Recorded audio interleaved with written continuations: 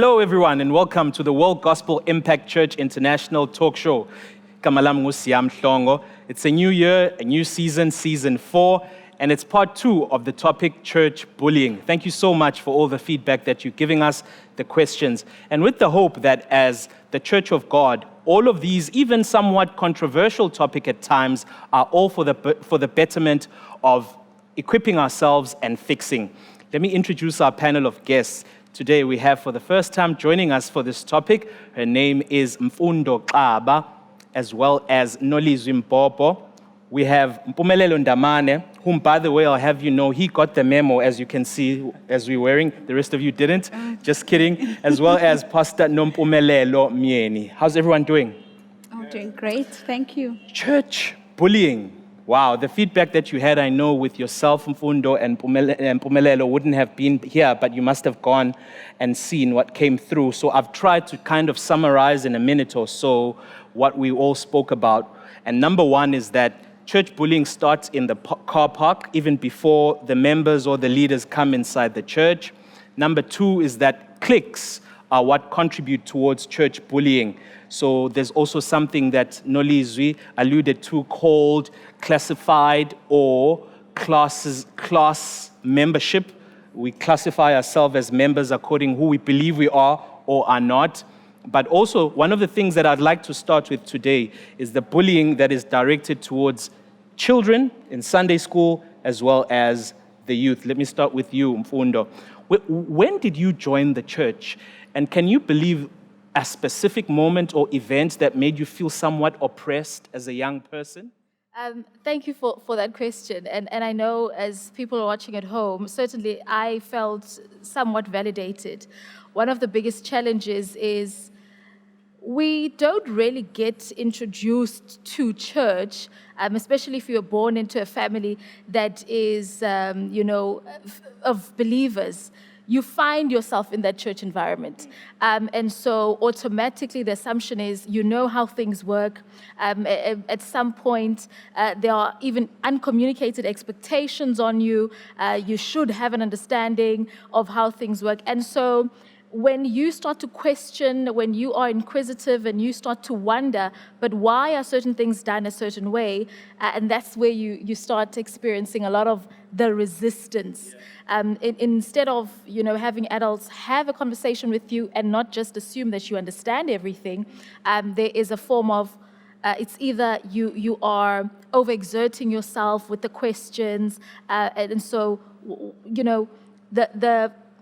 the responses are much more of, let's quieten you down, as opposed to, well, let's have a conversation and explain. Yeah, I think maybe you tried your best to not spell out the question that maybe what we would have asked as young as we were back then. Who is God's mother and father? And we were told, don't ask that question. Yeah.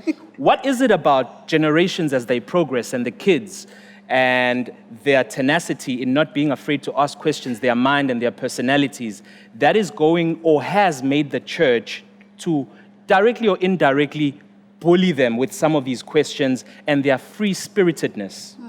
Remember, Siya, that the church is usually based on a doctrine.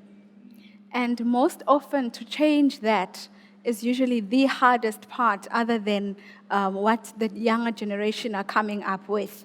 So in the foundation and the basis of the church, you'll find that there's a particular way of doing things that actually suits that start-up generation. It will suit them in terms of culture, it will suit them in terms of the way of doing things. But as the generations come along, you might find that they start questioning the basis.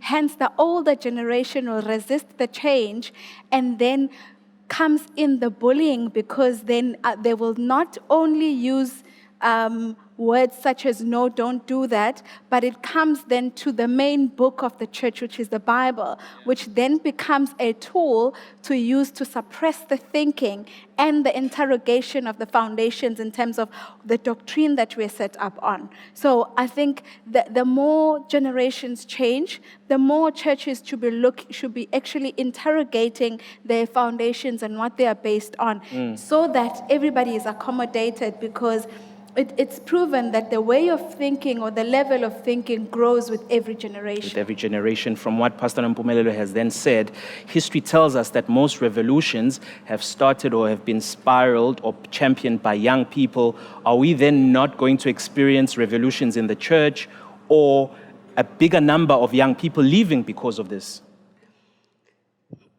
Yeah, to answering that, we need to understand that all generations come with different dynamics. This generation, or the younger generation, is born in an environment that is accessible to knowledge. No, Pastor Nompumelelo mentioned that they silence them because they are resistant to change. Sometimes they're silencing them because they don't have answers. There are two influences here. There is denominationalism. Okay, three actually. Sure. Denominationalism, which is linked to the church constitution. There is doctrine. Right. We interpret doctrine differently. So when these children go do their own researches, and remember that the older generation did not have access or necessarily research further than this generation is doing. So they get to that place where they feel they're limited. These kids are challenging them, and the only response to defend their dignity and their ego, it is to silence them. Yeah. Number two, the difficulty of challenging the constitution of the church. If it is not revisited, it's rare that you find churches that will maybe annually or, I don't know, seasonally review their constitution. Yeah. So when the constitution is built on the past ideologies, it might clash with the realities of now. Yeah. So with that, it creates that environment that makes young people feel they are not getting enough, and they leave and adopt different cultures. The reason they go to multiracial mega churches is because they feel their questions are answered, and they can connect, they find relevance in those environments. So if we don't revisit such and review, that's where the gap is created. Wow. Mpumelelo, I think you graduated from Bible school 4 or 5 years ago.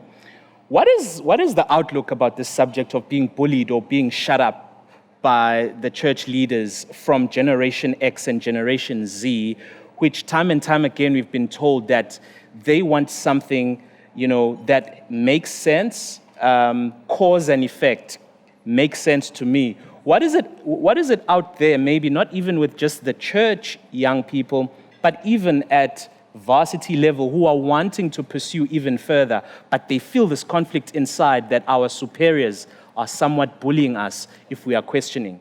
Sure.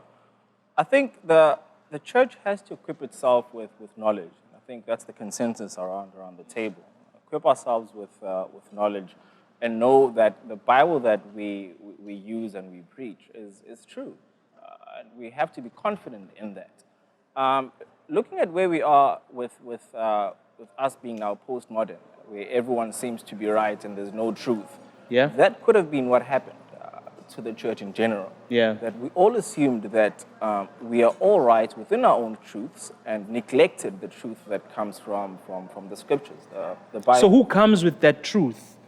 Is it the pastor? Is it the pastoral? Is it the father of the pastoral who comes from outside? Who is that going to be? And what if the problem persists, that there's an uneasiness about what they're coming with? I mean, Paul says all Christians have to study to show themselves approved.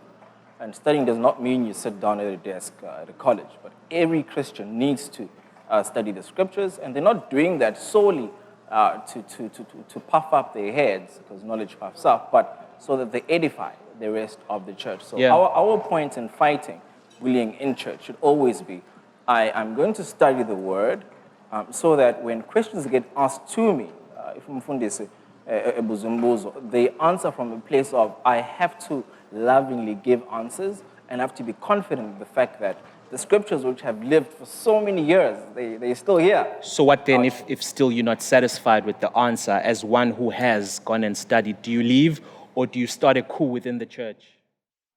My base would be, are you even Christian if you want to leave? Because the Bible instructs us to be in a church and be within a community. So if you want to bounce, are you even Christian to begin with? So keep it within as a young person, and there's still room for you to live even with this thing that you believe it should be like this. I want to come, as we speak about the bullying directed to young people, there's this one point, njengabantu abangabengono, black people of Africa, we understand in culture usikompilo, and then there's something called usiko lwesibongo, you know, abantu bakazondi baya Xaba, and so on and so forth. Could there not be something where the leadership of the church, whether denominational or local church founded, is seeing this is good for us, like Kaya, and so we understand that next door, lana nje, a stone throw away, they do it differently. But because of these reasons, young people will not wear jeans, skinny jeans, or even pants to begin with. Could there be no room for pastors to be coming from that narrative and then young people viewing it as bullying? There's always room for that, but the art is always in the how you bring about your thoughts. You cannot say you're bringing about change, but you're shaking the very foundation of what has brought you to where you are. Now, if you're going to argue it as bullying, because remember, bullying is me forcing you to do something that you don't want to do, but because of the position that I'm sitting on. Now, it's a question now whether am I making you do something that you don't want to do? And if your answer is yes, then I would say that perhaps bouncing is not really a bad idea because you're doing something that you don't want to do. Yeah. There is no change that is brought about dismantling it. Rather, let's renovate it than dismantling. Yeah. Because remember, the generations that have built have set up a foundation of a particular nature. Now, if we're going to say that because my neighbor is doing it in a particular way, then I need to understand that my leader is building what? What is the vision of the church? Where are we going? So if my leader is building this vision and I'm sold to that vision, what they put about as ways of getting to that point should be things that are actually something that I can actually stomach as a young person. Opens up a conversation, nolizwi, to then the bullying directed towards those that decide to leave, whether young or old. How do we address that? Both from the pastor who may be feeling insecure and painful, nhambelani, but also from those that feel it's time for us to bounce. Can we do it in peace, or we have no other way? How do we address that bullying, the exit bullying? The exit bullying, okay, it goes back to the constitution part. People don't just leave. People speak out. And you need to align the reasoning behind your constitution with the word. If they come up with issues around the constitution that don't align with their belief or with their understanding of scripture, you need to explain the reason behind. You don't just shun them. For an example, if you say, if you are a music leader, you can't wear pants. Explain, be honest, be transparent that I don't want pants because. And don't scripturalize it if it's not in the scripture. Don't spiritualize it. Just be transparent and honest.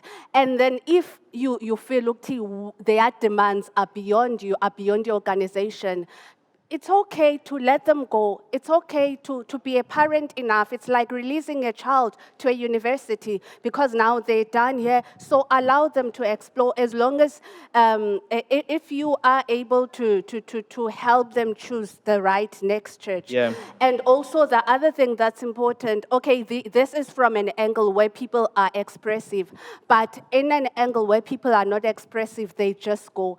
I think it is important to find out what is it that is not working for you. What is it that you feel is chasing you out of the church. Sometimes you'll find that the church is okay, but everyone has a problem with the greeter. Everyone has a problem with the greeter, and no one is addressing this issue. So you need to do those reviews, you need to do those assessments, you need to get the feedback. Actually, feedback, it's one of the power points of building an organization. Yeah. So yeah, that's how it is. But Mfundo, the animosity and the obnoxious spirit and the bitterness when we meet in malls between the member that left and the leader of that church, whether we've had this as personal experiences or we've heard it and we see it, shows that the leaving itself ends up being the issue more than the issue that created the actual feud or, the issue, the actual issue. How do we address that leaving doesn't have to make us enemies? Yeah. I think it goes back to just our interpretation of the word, the Bible, and the regard that we have for what the Bible is, or at least what the Bible is as a resource to help us sort of live out our lives. We don't appreciate that even the people that wrote the Bible existed in a very specific context, and their words were inspired by God.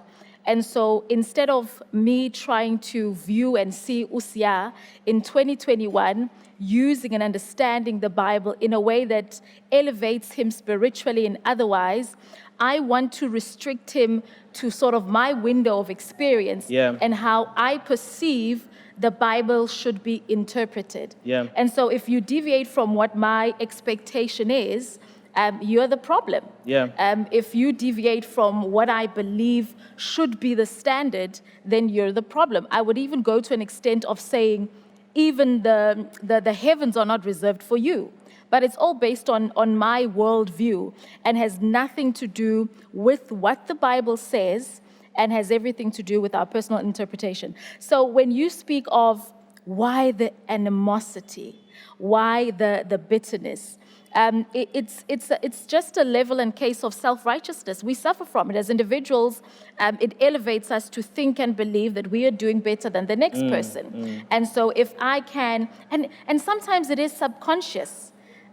We don't even realize we are doing it. Yeah. But it makes me feel better about myself and my faith if you are doing wrong, if you are going all out and breaking all the rules.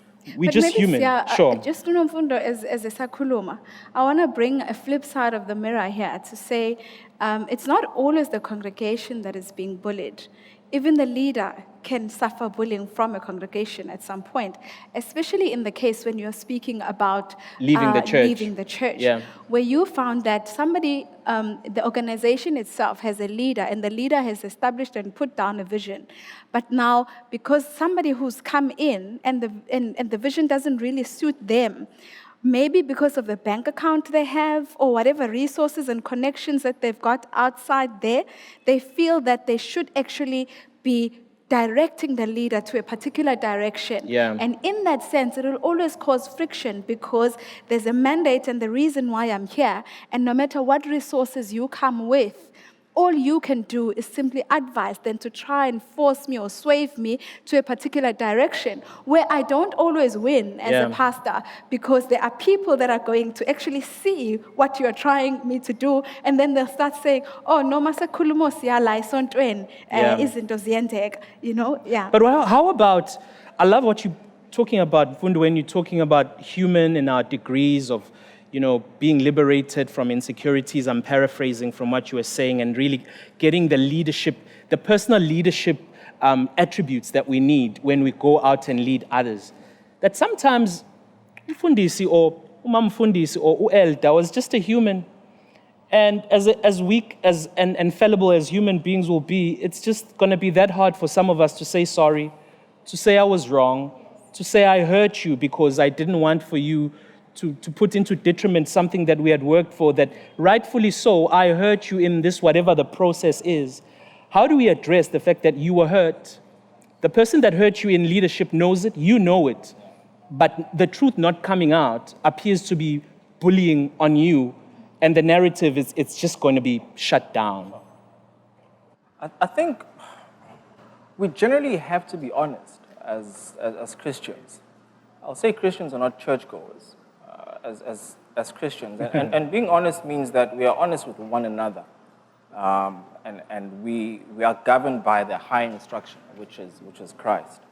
In a case where anything that would have happened to me is hidden, the Bible rightfully says the pastor who's the head of the flock needs to bring 2 or more people around me to address the issue. Which people? What if they've been captured by pastor or they've been captured by victim who is a congregational member, and so the scales are suiting the other? I'll plead to the conscience of the believers. Yeah. Guys, the Bible constantly says, submit yourselves under me, the Bible. Yeah. And the Bible says, consider yourselves lower than other people. That's Paul in Philippians. Are they Christian if they do not want to do X, Y, Z that is stipulated in the Bible? I love it, nolizwi. The Old Testament generally showcases human beings powerful and fallible more than the New Testament. You know, a man called Moses, who at times will be so angry when he's supposed to point at the rock, would hit the rock. Or a man called Elijah, who was so powerful to call the fire and defeat the prophets of Baal, but run away from one woman. Minimally so, the New Testament, but I love the one example maybe that we'll conclude with, when Paul, having a conversation with Barnabas, let's go and visit those believers, and then Barnabas suggests, let's go with John. Paul says, not John. He disobeyed and didn't want to go the last time we went there, and we ended up going with Mark, and that Bible tells us that they had a huge dispute. Doesn't that kind of bring solace and peace, that these have been ancient biblical things that we're talking about, that can be viewed as bullying, that we are just being transformed through Christ, but whilst living in this body, we may still be victims of bullying or even bully others, whether aware or not? Yeah, bullying is very old. Bullying is very old. You find it in the Old and in the New Testament. So it is a matter of understanding the current situation. Some situations are inherited. Some you just get bullied for different reasons. For an example, I wanted to mention earlier that sometimes you get bullied as a child because you are born in the wrong family. You've done nothing, you just inherited bullying. So these are situations where you deal with them at that specific moment. The solutions are different. Some, it's a matter of working people's behaviors. Yeah. Some, it's a matter of training the workers of your church on how to deal with people, interpersonal skills. Some, it's a matter of teaching people the word, the character, the behavior. Yeah. Okay, it brings also interpersonal skills. There is no standard approach to bullying. There is no one-way solution. It's different depending on what type of bullying you're experiencing. You just try your best to love your neighbor and do as how good you can be intentionally, and saying, I suppose that's what you're saying. It is that also. You have to do that, but also it should be genuine. It should be genuine. For an example, with that point I shared on being born in the wrong family. I'm from that kind of a background. I'm born in a family that was bullied at church, and the kids also inherited that bullyingness.